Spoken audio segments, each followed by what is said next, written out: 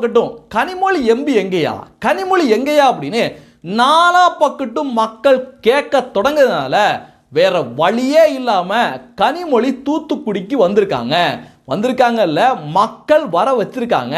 ஏன் அப்படின்னா 12ஆம் வகுப்பு படிக்கிற சகோதரி பாலியல் ரீதியாக துன்புறுத்தப்பட்டு படுகொலை செய்யப்பட்டிருக்காங்க. எப்போதும் போல இங்க இருக்கின்ற கொத்தடிமை மீடியாக்கள் இந்த சம்பவத்தை பத்தி பேசவே இல்லை. அமைதியா வாயை பொத்திக்கிட்டு ஈரான்ல பிரச்சனை, அமெரிக்காவில் பிரச்சனை, கேஸ் பிரச்சனை அப்படின்னு பயங்கரமா உருட்டிக்கிட்டு இருந்தாங்க. அது மட்டும் கிடையாது, மாவட்ட நிர்வாகமும் எப்படியாவது, ஏன்னா பிரச்சனையானா நம்ம டாடி முன்னேற்ற கழகத்துக்கு தேர்தலில் பிரச்சனையாகும் அப்படிங்கிறதுனால என்னென்னமோ பண்ணி அமுக்கிறதுக்கான முயற்சி பண்ணாங்க. லோக்கல் எம்எல்ஏ போனாப்புல, லோக்கலில் இருக்கின்ற அமைச்சர் கீதா ஜீவன் எல்லாரும் ஸ்பாட்டுக்கு போனாங்க. ஆனால் மக்கள் ஓட எல்லாரையும் விரட்டி அடித்தாங்க. எங்களுக்கு நீங்களாம் வர தேவையில்லை, என்னையா பாதுகாப்பு கொடுக்குறீங்க அப்படின்னு மக்கள் ஓட விரட்டி அடித்தாங்க. மேலே இருந்து என்னென்னமோ முயற்சி பண்ணி பார்த்தாங்க. ஆஃபீஸர்ஸ் அனுப்புனாங்க, கலெக்டர் அனுப்புனாங்க, என்னென்னமோ முயற்சி பண்ணி பார்த்தாங்க.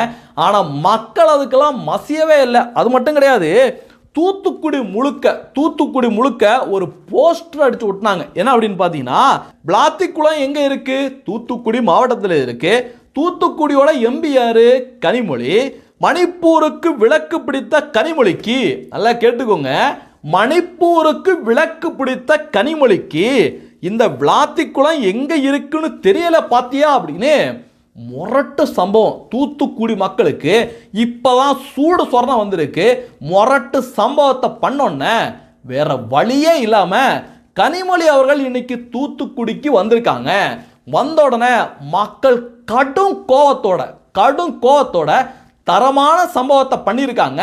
பாருங்க.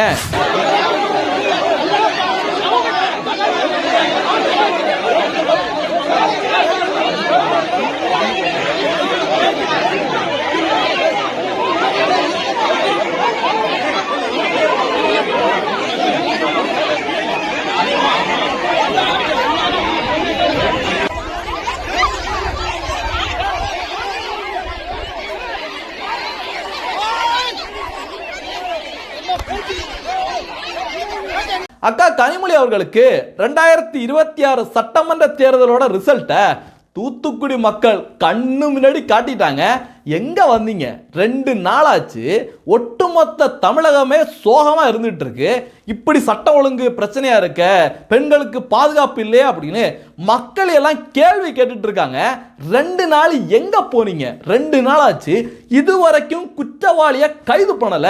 இரும்புக்காரன்னு சொல்றீங்க, நாங்க இப்படி அப்படின்னு சொல்றீங்க, எதுக்காக இப்போ வந்தீங்க அப்படின்னு ஒட்டுமொத்த கிராம மக்களும் சேர்ந்து கோபமா கேள்வி கேட்ட உடனே அதிகாரிகள், கலெக்டர்கள், எம்பி, எம்எல்ஏ, அப்புறம் பார்த்தீங்கன்னா மினிஸ்டர், யாருக்கிட்டையும் பதிலே கிடையாது. சரி, நானும் தேடி பார்த்தேன். இவ்வளோ ஒரு சோகமான சம்பவம் நடந்திருக்கு, அதுவும் அவங்க தொகுதியில் நடந்திருக்கு. அதையும் தாண்டி கனிமொழி அவர்களுக்கு என்னதான் முக்கியமான வேலை, எங்கே தான் போயிருக்காங்க அப்படின்னு பார்க்கறதுக்காக அவங்களுடைய சமூக வலைதளத்தை எடுத்து பார்த்தேன். அதை பார்த்தோன்னே எனக்கு பேரதிர்ச்சி. இந்த பத்திரிக்கையாளர் அப்படின்னு சொல்லிட்டு ஒரு பிம்பம் ஒன்று சுற்றிட்டு இருக்குமே, ஆர்கே ராதாகிருஷ்ணன். பத்திரிக்கையாளர்னு சொன்னாலே அந்த பத்திரிக்கையாளர் இனத்துக்கே, அந்த தொழிலுக்கே மிகப்பெரிய அவமானம். ஏன்னா திமுகவுக்கு ஃபுல் டைம் கொத்தடிமை வேலை பார்க்கறது மட்டும்தான் இந்த பத்திரிக்கையாளர் போர்வேல இருக்கின்ற உடன்பிறப்பு 200 ஊப்பியா இருக்கின்ற ஆர்கே ராதாகிருஷ்ணனோட வேலை. அந்த ஆர்கே ராதாகிருஷ்ணன் ஏதோ ஒரு ஃபங்க்ஷன் வச்சிருப்பால் போல இருக்கு. அந்த ஃபங்க்ஷன் அட்டன் பண்ணுறதுக்காக கனிமொழி அவர்கள் போயிருக்காங்க. சரி, அடுத்து எங்கே போயிருக்காங்க அப்படின்னு பார்த்தா பாராளுமன்றத்தில் போய் 2-3 போட்டோ எடுத்துருந்துருக்காங்க. கேஸ் பற்றாக்குறைக்கு எதிராக நானும் போராடுறேன் அப்படின்னு தமிழகத்தில் அவதூறு பரப்புறது பத்தாது அப்படின்னு டெல்லியில் போய் அவதூறு பரப்புற மாதிரி ஒரு போராட்டம், ஒரு ஆர்ப்பாட்டம் மாதிரி ஒரு டிராமாவை பண்ணிட்டு திரும்ப வந்திருக்காங்க. இதுதான் கனிமொழி அவர்களுடைய 2 நாள் ப்ரோக்ராம். இப்போ மக்கள் என்ன தெரியுமா கேட்குறாங்க? அக்கா கனிமொழி அவர்களே, மக்கள் போட்டு சாத்துல நீங்கள் ஓடோடி தூத்துக்குடி வந்தீங்க. ஆனால் தமிழகத்தில் இந்த ஒரு வாரத்தில் மட்டும் எண்ணிலடங்கா குழந்தைகள்ல இருந்து வயசான பாட்டி வரைக்கும் பெண்களுக்கு எதிரான வன்கொடுமைகள் ஏராளமாக நடந்திருக்கு.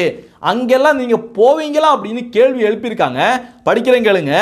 2 வயசு குழந்தைய பாலியல் வன்கொடுமை செய்த திமுக நிர்வாகி, நல்லா கேட்டுக்கோங்க அக்கா கனிமொழி அவர்களே, திமுக நிர்வாகி உடனடியாக தூத்துக்குடிக்கு நீங்கள் போனீங்கல்ல, அதே மாதிரி அங்கேயும் கிளம்பி போவீங்களா? விமான பணிப்பணியிடம் அத்துமீறிய திமுக கவுன்சிலர். இதுவும் இந்த இடைப்பட்ட வாரத்தில் தான் நடந்திருக்கு.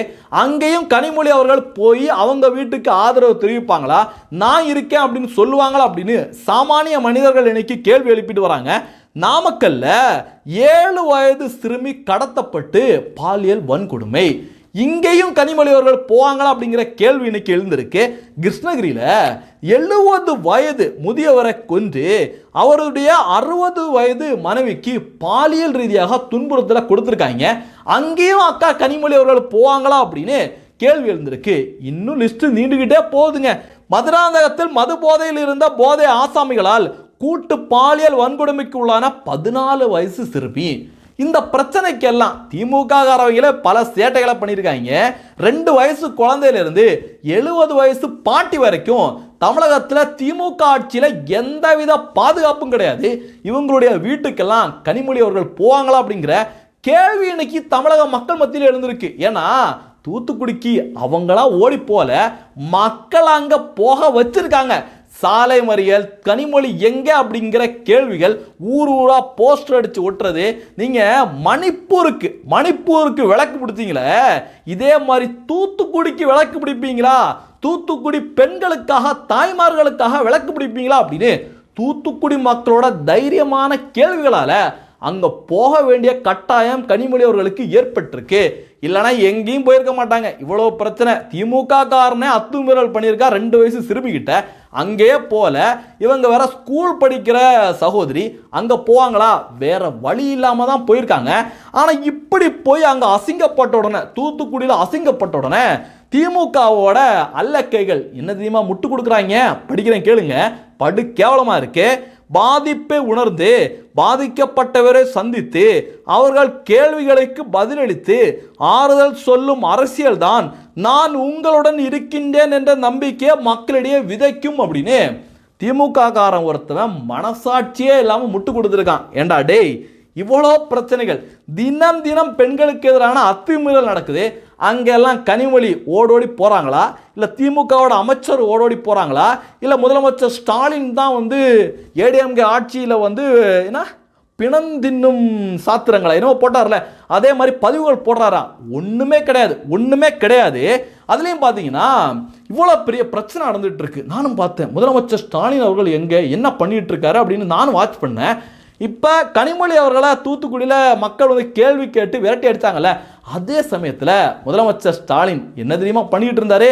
கண்ணாயுதம், அந்த வெப்பன்ஸ் எடு அப்படின்னு. எந்த வெப்பன்ஸு? கருணாநிதி அவர்கள் இறக்கிறதுக்கு முன்னாடி ஸ்டாலின் அவர்கள்ட்ட ஒரு பொட்டியை கொடுத்துட்டு போயிருப்பார் போல இருக்கு.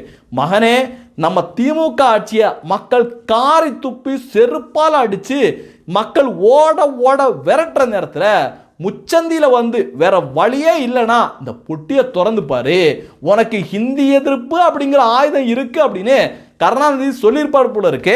அதே மாதிரி அந்த பொட்டியை திறந்து இந்த நேரத்தில் கனிமொழி அவர்களுக்கு கடுமையான எதிர்ப்பு தூத்துக்குடியில், அதே நேரத்தில் முதலமைச்சர் ஸ்டாலின் பொட்டிக்குள்ள இருந்து ஹிந்தி எதிர்ப்பு அப்படிங்கிற ஒரு ஆயுதத்தை கையில் எடுத்திருக்காரு. அதே நேரத்தில் என்ன தெரியுமா பதிவை போட்டிருக்காரு? தாய் தமிழை காக்க எந்த தியாகத்துக்கும் ஆயத்தமாக இருக்கும் இளைஞர்களே, உழைப்பே மட்டும் கொடுங்கள் போதும், உயிரை அல்ல அப்படின்னு. ஏன்னா அந்த தெருமுருகன் காந்தி அப்படிங்கிற ஒரு சில்லறை இருக்கு, திமுகவுக்கு எடுபடி வேலை பார்க்குற சில்லறை. அந்த சில்லறை என்ன பண்ணியிருக்கு, ரயில்வே ஸ்டேஷனில் போய் ஹிந்தியை அழைச்சி கிடக்குது. ஹிந்தியை அழைச்சிட்டு இருந்த நேரத்தில் அந்த அல்லக்கையோட கூட ஒருத்தவன் அப்பா கடைக்கு போயிட்டு வந்தானா என்னன்னு தெரியல, திடீர்னு ரயில் முன்னாடி தாண்டிட்டான் போல இருக்கு. அங்கே அந்த ஆளை பார்க்க போயிட்டு தான் முதலமைச்சர் ஸ்டாலின் இந்த பதிவை போட்டிருக்காரு. அதுவும் பார்த்தீங்கன்னா தூத்துக்குடியில் இந்த சம்பவம், அந்த சகோதரி இறந்து இது மாதிரி பிரச்சனை ஆயிட்டு இருக்க நேரத்தில் பார்த்தீங்கன்னா முதலமைச்சர் எங்க தெரியுமா இருந்தாரு? அப்படியே டான்ஸ் ஜாலியாக ரசிச்சுட்டு இருக்க காட்சியை பார்க்கல, உண்மையிலேயே கொடூரமா இருக்கு.